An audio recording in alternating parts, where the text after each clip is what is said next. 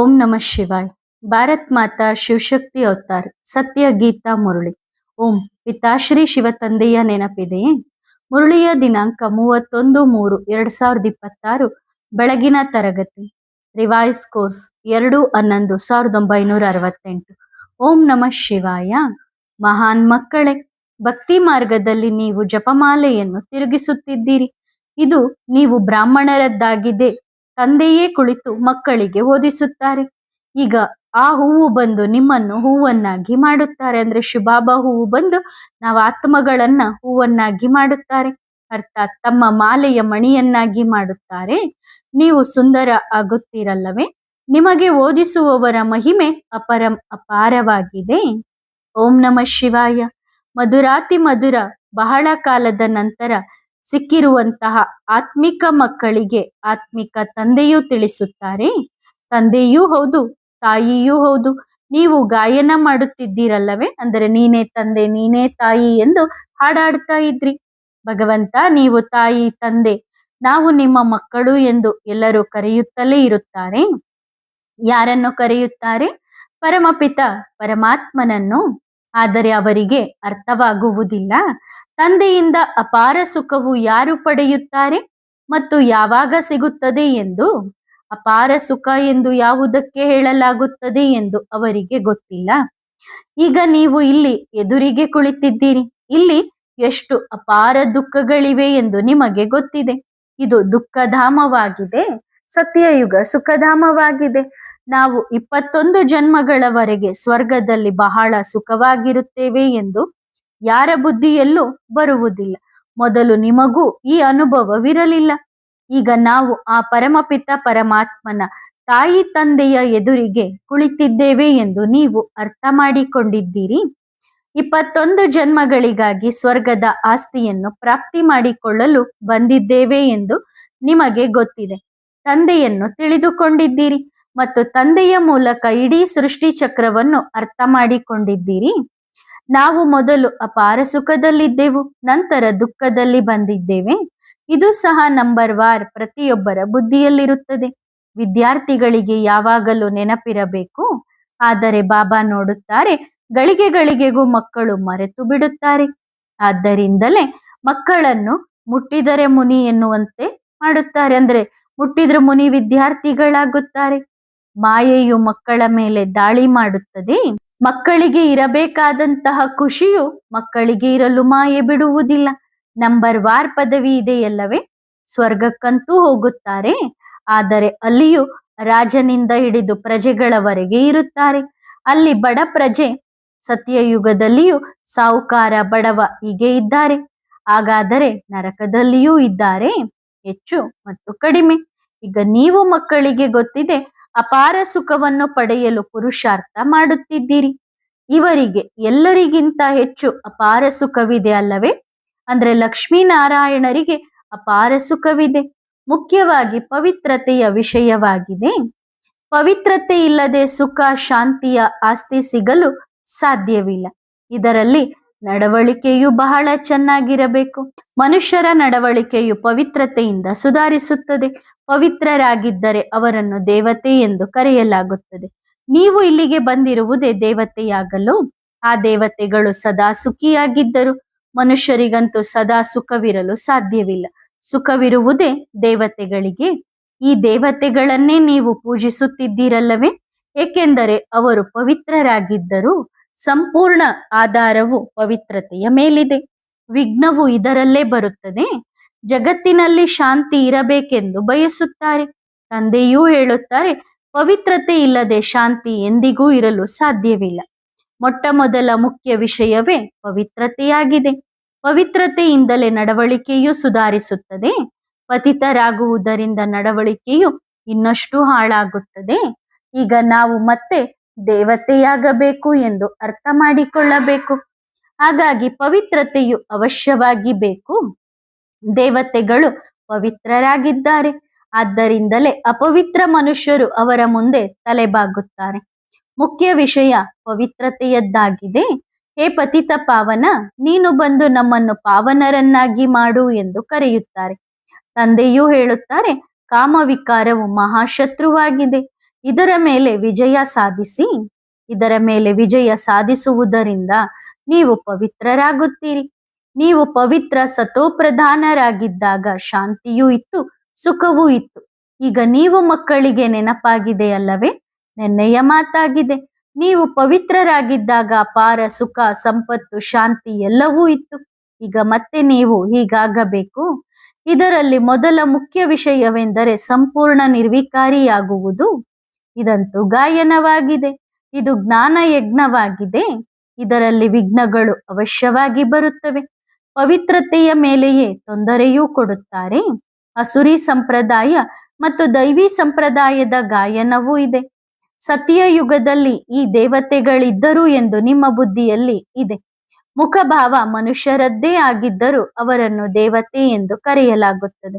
ಅಲ್ಲಿ ಸಂಪೂರ್ಣ ಸತೋಪ್ರಧಾನವಾಗಿರುತ್ತದೆ. ಪ್ರತಿಯೊಂದು ವಸ್ತುವು ಪರ್ಫೆಕ್ಟ್ ಆಗಿರುತ್ತದೆ. ತಂದೆಯು ಪರ್ಫೆಕ್ಟ್ ಆಗಿದ್ದಾರೆ. ಆದ್ದರಿಂದ ಮಕ್ಕಳನ್ನು ಪರ್ಫೆಕ್ಟ್ ಆಗಿ ಮಾಡುತ್ತಾರೆ. ಯೋಗ ಬಲದಿಂದ ನೀವು ಎಷ್ಟು ಪವಿತ್ರ, ಬ್ಯೂಟಿಫುಲ್ ಆಗುತ್ತೀರಿ. ಈ ಪ್ರಯಾಣಿಕನು ಸದಾ ಸುಂದರ ಆಗಿರುವವನು ಆಗಿದ್ದಾರೆ. ಅಂದರೆ ಶಿವಬಾಬಾ ಸದಾ ಸುಂದರ. ಅವರು ಕಪ್ಪಾಗಿರುವವರನ್ನು ಸುಂದರ ಮಾಡುತ್ತಾರೆ. ನಾವು ಪ್ರತಿ 5,000 ವರ್ಷಗಳ ನಂತರ ಕಪ್ಪಾಗುತ್ತೇವೆ ಎಂದು ನಿಮಗೆ ಗೊತ್ತಿದೆ. ನಂತರ ತಂದೆಯು ಬಂದು ನಮ್ಮನ್ನು ಸುಂದರರನ್ನಾಗಿಸುತ್ತಾರೆ. ಸತ್ಯಯುಗದಲ್ಲಂತೂ ಎಲ್ಲರೂ ಸುಂದರನೇ ಇರುತ್ತಾರೆ. ನ್ಯಾಚುರಲ್ ಬ್ಯೂಟಿ ಇರುತ್ತದೆ. ಅಲ್ಲಿ ಮತ್ತೆ ಸುಂದರಗೊಳಿಸುವ ಅಗತ್ಯವೇ ಇರುವುದಿಲ್ಲ. ಸತೋಪ್ರಧಾನರಾಗಿದ್ದಾಗಲೇ ಸುಂದರರಾಗಿರುತ್ತಾರೆ. ಅವರೇ ಮತ್ತೆ ತಮೋಪ್ರಧಾನರಾಗುವುದರಿಂದ ಕಪ್ಪಾಗುತ್ತಾರೆ. ಹೆಸರೇ ಶ್ಯಾಮ ಮತ್ತು ಸುಂದರ. ಕೃಷ್ಣನಿಗೆ ಶ್ಯಾಮ ಮತ್ತು ಸುಂದರ ಎಂದು ಕರೆಯುತ್ತಾರೆ. ಅದರ ಅರ್ಥವನ್ನು ತಂದೆಯ ಹೊರತು ಬೇರೆ ಯಾರೂ ತಿಳಿಸಲು ಸಾಧ್ಯವಿಲ್ಲ. ಭಗವಂತ ತಂದೆಯು ಹೇಳುವ ಮಾತನ್ನು ಬೇರೆ ಯಾವ ಮನುಷ್ಯನೂ ಹೇಳಲು ಸಾಧ್ಯವಿಲ್ಲ. ಚಿತ್ರಗಳಲ್ಲಿ ದೇವತೆಗಳನ್ನು ಸ್ವದರ್ಶನ ಚಕ್ರಧಾರಿಗಳನ್ನಾಗಿ ಮಾಡಿದ್ದಾರೆ. ತಂದೆಯೂ ತಿಳಿಸುತ್ತಾರೆ, ಮಧುರಾತಿ ಮಧುರ ಮಕ್ಕಳೇ, ಸ್ವದರ್ಶನ ಚಕ್ರದ ಅಗತ್ಯ ದೇವತೆಗಳಿಗಿಲ್ಲ. ಅವರು ಶಂಖ ಇತ್ಯಾದಿಗಳನ್ನು ತೆಗೆದುಕೊಂಡು ಏನು ಮಾಡುತ್ತಾರೆ? ಸ್ವದರ್ಶನ ಚಕ್ರಧಾರಿಗಳು ನೀವು ಬ್ರಾಹ್ಮಣ ಮಕ್ಕಳಾಗಿದ್ದೀರಿ. ಶಂಖಧ್ವನಿಯನ್ನು ನೀವೇ ಮಾಡಬೇಕು. ಈಗ ವಿಶ್ವದಲ್ಲಿ ಶಾಂತಿ ಹೇಗೆ ಸ್ಥಾಪನೆಯಾಗುತ್ತಿದೆ ಎಂದು ನಿಮಗೆ ಗೊತ್ತಿದೆ. ಜೊತೆಗೆ ನಡವಳಿಕೆಯು ಬಹಳ ಚೆನ್ನಾಗಿರಬೇಕು. ಭಕ್ತಿ ಮಾರ್ಗದಲ್ಲಿಯೂ ನೀವು ದೇವತೆಗಳ ಮುಂದೆ ನಿಮ್ಮ ನಡವಳಿಕೆಯನ್ನು ಅಂದರೆ ನಿಮ್ಮ ಗುಣಗಳ ಬಗ್ಗೆ ವರ್ಣಿಸುತ್ತೀರಿ.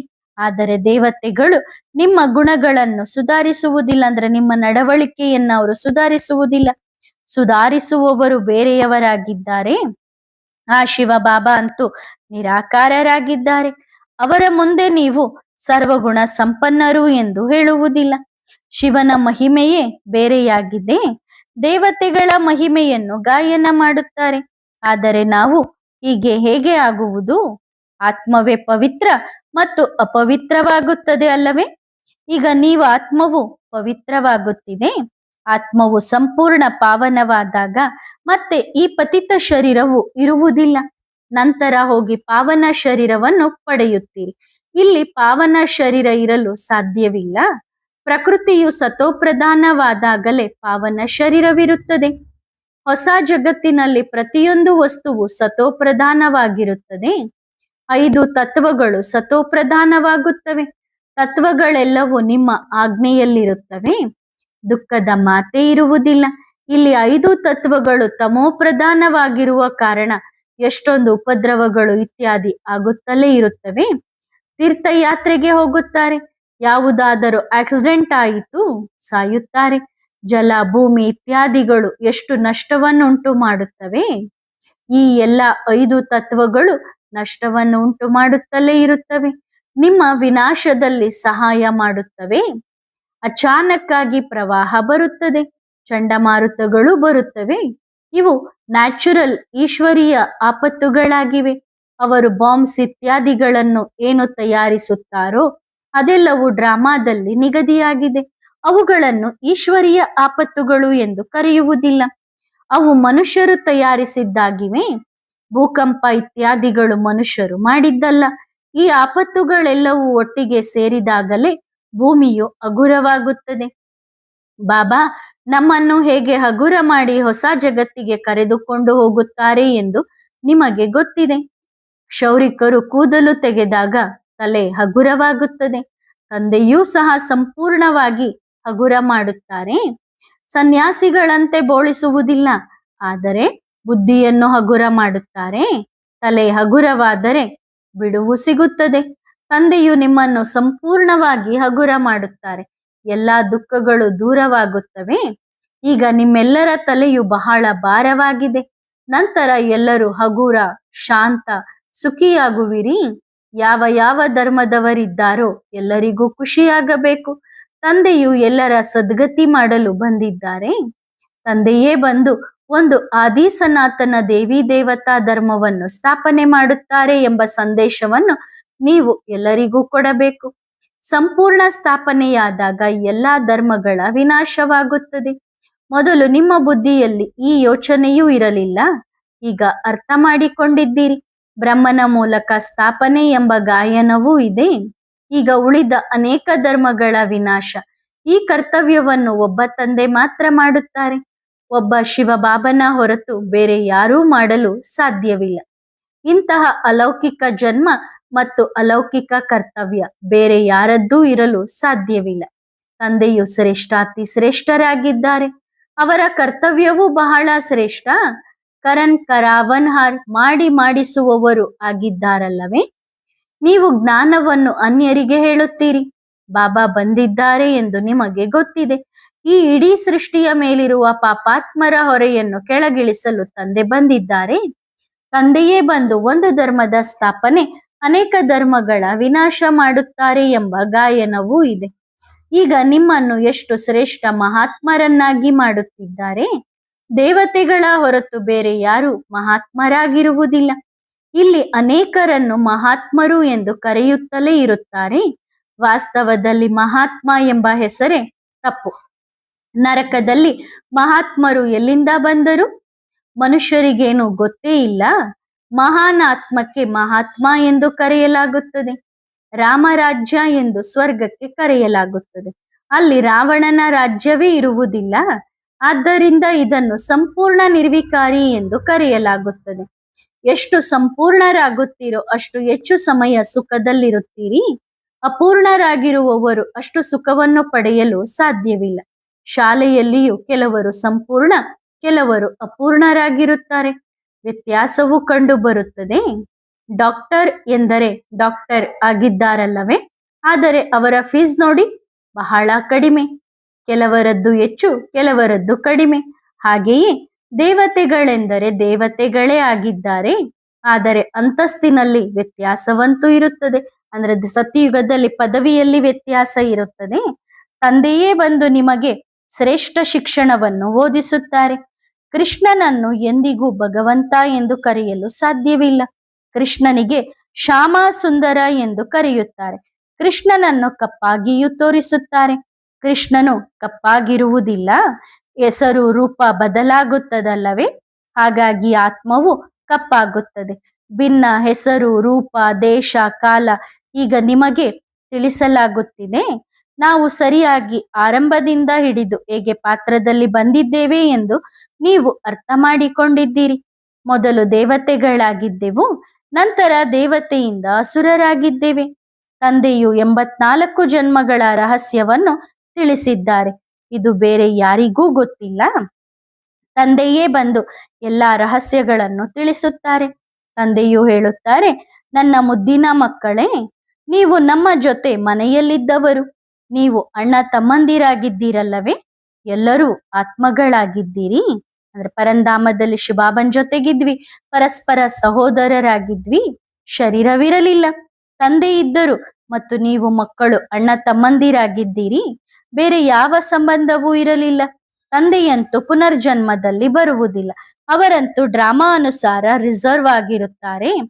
ಅವರ ಪಾತ್ರವೇ ಅಂತಹದ್ದಾಗಿದೆ. ನೀವು ಎಷ್ಟು ಸಮಯ ನನ್ನನ್ನು ಕರೆದಿದ್ದೀರಿ ಎಂಬುದನ್ನು ತಂದೆಯೂ ತಿಳಿಸಿದ್ದಾರೆ.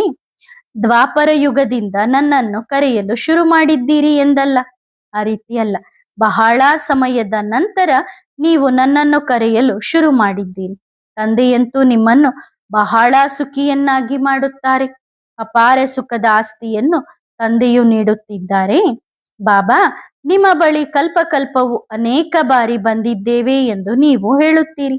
ಈ ಚಕ್ರವು ತಿರುಗುತ್ತಲೇ ಇರುತ್ತದೆ. ಪ್ರತಿ 5,000 ವರ್ಷಗಳ ನಂತರ ಬಾಬಾ, ನಾವು ನಿಮ್ಮನ್ನು ಭೇಟಿಯಾಗುತ್ತೇವೆ ಮತ್ತು ನಿಮ್ಮಿಂದ ಈ ಆಸ್ತಿಯನ್ನು ಪಡೆಯುತ್ತೇವೆ. ಯಾರೆಲ್ಲ ದೇಹಧಾರಿಗಳಿದ್ದಾರೋ ಅವರೆಲ್ಲರೂ ವಿದ್ಯಾರ್ಥಿಗಳಾಗಿದ್ದಾರೆ. ಓದಿಸುವವರು ವಿದೇಹಿಯಾಗಿದ್ದಾರೆ. ಈ ದೇಹವು ಅವರದ್ದಲ್ಲ, ಸ್ವತಃ ವಿದೇಹಿಯಾಗಿದ್ದಾರೆ. ಇಲ್ಲಿ ಬಂದು ದೇಹವನ್ನು ಧಾರಣೆ ಮಾಡುತ್ತಾರೆ. ದೇಹವಿಲ್ಲದೆ ಮಕ್ಕಳಿಗೆ ಹೇಗೆ ಓದಿಸುತ್ತಾರೆ? ಎಲ್ಲ ಆತ್ಮಗಳಿಗೂ ಅವರು ತಂದೆಯಾಗಿದ್ದಾರೆ. ಭಕ್ತಿ ಮಾರ್ಗದಲ್ಲಿ ಎಲ್ಲರೂ ಅವರನ್ನು ಕರೆಯುತ್ತಾರೆ. ಸರಿಯಾಗಿ ರುದ್ರಮಾಲೆಯನ್ನು ಜಪಿಸುತ್ತಾರೆ. ರುದ್ರಮಾಲೆಯಲ್ಲಿ ಮೇಲ್ಗಡೆ ಹೂವು ಮತ್ತು ಯುಗಲ್ಮಣಿಗಳು ಇದೆ. ಅದಂತೂ ಒಂದೇ ಸಮಾನವಾಗಿದೆ. ಹೂವಿಗೆ ಏಕೆ ನಮಸ್ಕಾರ ಮಾಡುತ್ತಾರೆ? ಮಾಲೆಯನ್ನು ಹೇಗೆ ತಿರುಗಿಸುತ್ತಾರೆ ಎಂದು ಈಗ ನಿಮಗೆ ಗೊತ್ತಿದೆ. ದೇವತೆಗಳದ್ದನ್ನು ತಿರುಗಿಸುತ್ತಾರೋ ಅಥವಾ ನೀವು ಮಕ್ಕಳ ಮಾಲೆಯನ್ನು ತಿರುಗಿಸುತ್ತಾರೋ? ಮಾಲೆಯು ದೇವತೆಗಳದ್ದಾಗಿದೆಯೋ ಅಥವಾ ನಿಮ್ಮದ್ದಾಗಿದೆಯೋ? ದೇವತೆಗಳ ಮಾಲೆ ಎಂದು ಹೇಳುವುದಿಲ್ಲ. ಇವರು ಬ್ರಾಹ್ಮಣರೇ ಆಗಿದ್ದಾರೆ. ತಂದೆಯು ಕುಳಿತು ಇವರಿಗೆ ಓದಿಸುತ್ತಾರೆ. ಬ್ರಾಹ್ಮಣರಾಗಿ ನಂತರ ದೇವತೆಯಾಗುತ್ತೀರಿ. ಈಗ ಓದುತ್ತಿದ್ದೀರಿ, ನಂತರ ಅಲ್ಲಿಗೆ ಹೋಗಿ ದೇವತಾ ಪದವಿಯನ್ನು ಪಡೆಯುತ್ತೀರಿ. ಮಾಲೆಯು ನೀವು ಬ್ರಾಹ್ಮಣರದ್ದಾಗಿದೆ. ಯಾರು ತಂದೆಯ ಮೂಲಕ ಓದಿ ಪರಿಶ್ರಮ ಪಟ್ಟು ನಂತರ ದೇವತೆಯಾಗುತ್ತೀರೋ ಅವರದ್ದಾಗಿದೆ. ನಿಮಗೆ ಓದಿಸುವವರ ಮಹಿಮೆ ಅಪಾರವಾಗಿದೆ. ತಂದೆಯು ಮಕ್ಕಳ ಎಷ್ಟೊಂದು ಸೇವೆ ಮಾಡಿದ್ದಾರೆ. ಅಲ್ಲಿ ಯಾರು ತಂದೆಯನ್ನು ನೆನಪು ಮಾಡುವುದಿಲ್ಲ. ಭಕ್ತಿ ಮಾರ್ಗದಲ್ಲಿ ನೀವು ಮಾಲೆಯನ್ನು ತಿರುಗಿಸುತ್ತಿದ್ದವರು. ಈಗ ಆ ಹೂವು ಬಂದು ನಿಮ್ಮನ್ನು ಹೂವನ್ನಾಗಿ ಮಾಡುತ್ತಾರೆ, ಅರ್ಥಾತ್ ತಮ್ಮ ಮಾಲೆಯ ಮಣಿಯನ್ನಾಗಿ ಮಾಡುತ್ತಾರೆ. ನೀವು ಸುಂದರ ಆಗುತ್ತೀರಲ್ಲವೇ? ಆತ್ಮದ ಜ್ಞಾನವು ಈಗ ನಿಮಗೆ ಸಿಗುತ್ತದೆ. ಇಡೀ ಸೃಷ್ಟಿಯ ಆದಿ ಮಧ್ಯ ಅಂತ್ಯದ ಜ್ಞಾನವು ನಿಮ್ಮ ಬುದ್ಧಿಯಲ್ಲಿದೆ. ನಿಮ್ಮದೇ ಮಹಿಮೆಯಾಗಿದೆ. ನೀವು ಬ್ರಾಹ್ಮಣರು ಕುಳಿತು ನಿಮ್ಮ ಸಮಾನ ಬ್ರಾಹ್ಮಣರನ್ನಾಗಿ ಮಾಡಿ ನಂತರ ಸ್ವರ್ಗವಾಸಿ ದೇವಿ ದೇವತೆಯನ್ನಾಗಿ ಮಾಡುತ್ತೀರಿ. ದೇವತೆಗಳಂತೂ ಸ್ವರ್ಗದಲ್ಲಿರುತ್ತಾರೆ. ನೀವು ದೇವತೆಯಾದಾಗ ಅಲ್ಲಿ ನಿಮಗೆ ಫಾಸ್ಟ್, ಪ್ರೆಸೆಂಟ್, ಫ್ಯೂಚರ್ನ ಜ್ಞಾನವಿರುವುದಿಲ್ಲ. ಈಗ ನೀವು ಬ್ರಾಹ್ಮಣ ಮಕ್ಕಳಿಗೆ ಫಾಸ್ಟ್, ಪ್ರೆಸೆಂಟ್, ಫ್ಯೂಚರ್ನ ಜ್ಞಾನ ಸಿಗುತ್ತದೆ. ಬೇರೆ ಯಾರಿಗೂ ಇದು ಸಿಗುವುದೇ ಇಲ್ಲ. ನೀವು ಬಹಳ ಬಹಳ ಭಾಗ್ಯಶಾಲಿಗಳಾಗಿದ್ದೀರಿ. ಆದರೆ ಮಾಯೆಯು ಅದನ್ನು ಮರೆಸಿ ಬಿಡುತ್ತದೆ. ನಿಮಗೆ ಈ ಬಾಬಾ ಓದಿಸುವುದಿಲ್ಲ, ಅಂದ್ರೆ ಬ್ರಹ್ಮ ಬಾಬಾ ಅಲ್ಲ, ಇವರು ಸಹ ಮನುಷ್ಯರಾಗಿದ್ದಾರೆ. ಇವರು ಓದುತ್ತಿದ್ದಾರೆ. ಇವರಂತೂ ಎಲ್ಲರಿಗಿಂತ ಲಾಸ್ಟ್ ನಲ್ಲಿದ್ದರು. ಎಲ್ಲರಿಗಿಂತ ನಂಬರ್ 1 ಪತಿತ ಆಗಿದ್ದರು. ಅವರೇ ಮತ್ತೆ ನಂಬರ್ 1 ಪಾವನರಾಗುತ್ತಾರೆ. ಪತಿತ ಜಗತ್ತಿನಲ್ಲಿ ಎಲ್ಲರೂ ಪತಿತ ಮನುಷ್ಯರೇ ಆಗಿದ್ದಾರೆ. ಪವಿತ್ರ ಜಗತ್ತಿನಲ್ಲಿ ಎಲ್ಲರೂ ಪವಿತ್ರರೇ ಆಗಿರುತ್ತಾರೆ. ಎಷ್ಟು ಸುಖಿಯಾಗಿರುತ್ತಾರೆ. ಗುರಿ ಉದ್ದೇಶ ಎದುರಿಗೆ ನಿಂತಿದೆ. ತಂದೆಯು ನಿಮ್ಮನ್ನು ಎಷ್ಟು ಶ್ರೇಷ್ಠರನ್ನಾಗಿ ಮಾಡುತ್ತಾರೆ.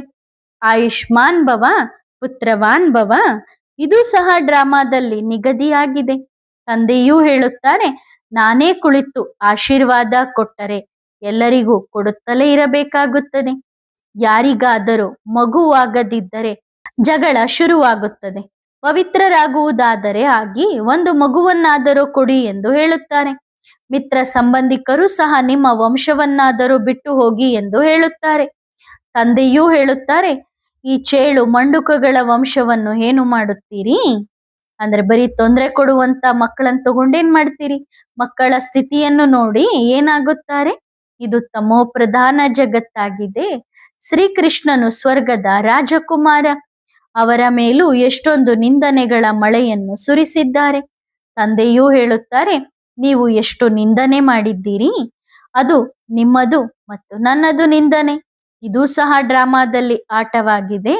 ಪೂಜ್ಯರಿಂದ ಪೂಜಾರಿಗಳಾಗುತ್ತೀರಿ.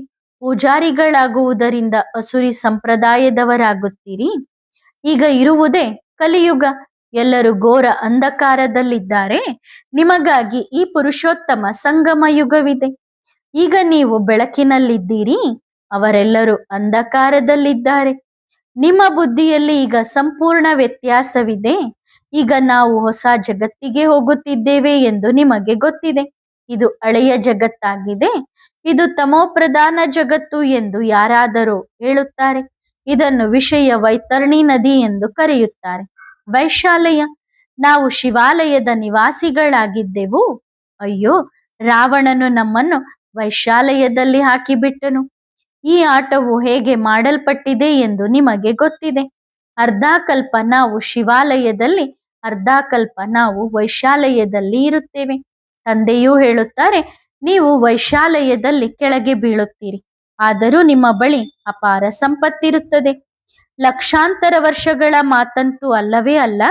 ಇದು 5,000 ವರ್ಷಗಳ ಡ್ರಾಮಾ ಆಗಿದೆ. ಹೊಸ ಮತ್ತು ಹಳೆಯ ಜಗತ್ತಿನ ಆಯುಷು ಅವಶ್ಯವಾಗಿ ಬೇಕಲ್ಲವೇ? ಮನುಷ್ಯರು ಸಂಪೂರ್ಣವಾಗಿ ಕಾವಲಿಯಂತೆ ಮಾಡಿಬಿಟ್ಟಿದ್ದಾರೆ, ಅಂದ್ರೆ ಕಾದ ಹಂಚಿನಂತೆ ಆಗಿದ್ದಾರೆ.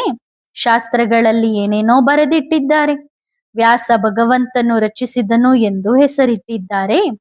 ಬಹಳ ಕಥೆಗಳನ್ನು ರಚಿಸಿದ್ದಾರೆ. ಎಷ್ಟೊಂದು ಪುಸ್ತಕಗಳಿವೆ. ಅಲ್ಲಿಯಂತೂ ಯಾವುದೇ ಪುಸ್ತಕದ ಅಗತ್ಯವೇ ಇರುವುದಿಲ್ಲ. ವೇದ, ಶಾಸ್ತ್ರ, ಉಪನಿಷತ್ತು ಇತ್ಯಾದಿಗಳನ್ನು ಓದುವ ಅಗತ್ಯವೇ ಇಲ್ಲ. ಇವುಗಳಿಂದ ಯಾವುದೇ ಲಾಭವಿಲ್ಲ. ಈ ಭಕ್ತಿ ಮಾರ್ಗದ ಶಾಸ್ತ್ರಗಳನ್ನು ಓದಿ ಓದಿ ನೀವು ದುರ್ಗತಿಯನ್ನು ಪಡೆದಿದ್ದೀರಿ. ತಂದೆಯೂ ಹೇಳುತ್ತಾರೆ, ನನಗೂ ಓದುವ ಅಗತ್ಯವಿಲ್ಲ. ನಾನು ಬರುತ್ತೇನೆ, ನಾನೇ ಬಂದು ಎಲ್ಲರಿಗೂ ಸದ್ಗತಿಯನ್ನು ಕೊಡುತ್ತೇನೆ. ನಿಮ್ಮ ಈ ಶಿಕ್ಷಣ ಎಷ್ಟೊಂದು ಶ್ರೇಷ್ಠವಾಗಿದೆ. ಶಾಲೆಯಲ್ಲಿಯೂ ಮಕ್ಕಳಿಗೇನು ಓದಿಸಬೇಕು? ಭಗವಂತನು ಓದಿಸುತ್ತಿದ್ದಾರೆ ಎಂದ ಮೇಲೆ ಅಸುರರಿಂದೇಕೆ ಓದಬೇಕು? ಅಂದ್ರೆ ನಮ್ಮ ಬುದ್ಧಿ ತಮೋಪ್ರಧಾನ ಆಗಿದೆ. ತಮೋಪ್ರಧಾನ ಆಗಿರೋರಿಂದೇನು ಓದಬೇಕು? ಇಲ್ಲಿಂದಲೇ ಈ ಶಿಕ್ಷಣವನ್ನು ಓದಿಸಲು ಶುರು ಮಾಡಿ. ಈ ಮಕ್ಕಳಿಗೆ ಇನ್ನಷ್ಟು ಸುಲಭವಾಗುತ್ತದೆ. ಸಣ್ಣ ಸಣ್ಣ ಮಕ್ಕಳು ದೊಡ್ಡವರ ಹೆಸರನ್ನು ತರುತ್ತಾರೆ. ಎಲ್ಲರೂ ಆಶ್ಚರ್ಯ ಪಡುತ್ತಾರೆ. ಇವರಂತೂ ಭಗವಂತನ ಮಕ್ಕಳಾಗಿದ್ದಾರೆ. ಇವರು ಸದ್ಗತಿಯ ದಾರಿಯನ್ನು ತೋರಿಸುತ್ತಾರೆ. ಆದರೆ ಇದರಲ್ಲಿ ಧೈರ್ಯ ಬೇಕು. ಇದು ಈಶ್ವರೀಯ ಶಿಕ್ಷಣವಾಗಿದೆ, ಅದು ಅಸುರಿ ಶಿಕ್ಷಣವಾಗಿದೆ. ಒಳ್ಳೆಯದು. ಆತ್ಮಿಕ ಮಾತ್ಪಿತಾ ಬಾಪ್ದಾದಾರವರ ಆತ್ಮಿಕ ಮಕ್ಕಳಿಗೆ ನೆನಪು, ಪ್ರೀತಿ ಮತ್ತು ನಮಸ್ತೆ. ಆತ್ಮಿಕ ಮಕ್ಕಳು ಆತ್ಮಿಕ ತಂದೆಗೆ ಮಾಡುವ ನೆನಪು, ಪ್ರೀತಿ ಮತ್ತು ನಮಸ್ತೆ ನಮಸ್ತೆ ನಮಸ್ತೆ. ಶುಕ್ರಿಯಾ ಬಾಬಾ, ಧನ್ಯವಾದ. ವರದಾನ: ಸಹಜ ಯೋಗಿ ಭವ. ನೀವು ಮಕ್ಕಳು ಬಾಪ್ದಾದಾರವರನ್ನು ಸ್ನೇಹಿತರನ್ನಾಗಿ ಮಾಡಿಕೊಂಡಿದ್ದೀರಾ? ಸ್ನೇಹಿತನ ಸಂಬಂಧವು ಬಹಳ ಸಮೀಪದ್ದಾಗಿರುತ್ತದೆ. ಫ್ರೆಂಡ್ಸ್ ಪರಸ್ಪರ ಎಷ್ಟು ಸ್ಪಷ್ಟವಾಗಿರುತ್ತಾರೋ ಅಷ್ಟು ತಾಯಿ ತಂದೆಯೊಂದಿಗೆ ಇರುವುದಿಲ್ಲ. ಅಂದ್ರೆ ಸ್ನೇಹಿತರ ಜೊತೆಗೆ ಎಷ್ಟು ಕ್ಲೋಸ್ ಆಗಿರ್ತಾರೋ ಅಷ್ಟು ತಂದೆ ತಾಯಿಗಳ ಜೊತೆಗಿರೋದಿಲ್ಲ. ಸ್ನೇಹಿತನ ಸಂಬಂಧವು ನೆನಪಿದ್ದರೆ ನಿನ್ನೊಂದಿಗೆ ತಿನ್ನುವೆನು, ನಿನ್ನೊಂದಿಗೆ ಕುಳಿತುಕೊಳ್ಳುವೆನು, ನಿನ್ನೊಂದಿಗೆ ಆಟ ಆಡುವೆನು ಎನ್ನುವ ಅಭ್ಯಾಸವು ಸುಲಭವಾಗುತ್ತದೆ. ಈ ಸ್ನೇಹಿತನ ಸಂಬಂಧವು ನೆನಪಿದ್ದರೂ ನೀವು ಸಹಜ ಯೋಗಿಯಾಗುವಿರಿ. ಒಳ್ಳೆಯದು. ಓಂ ನಮಃ ಶಿವಾಯ.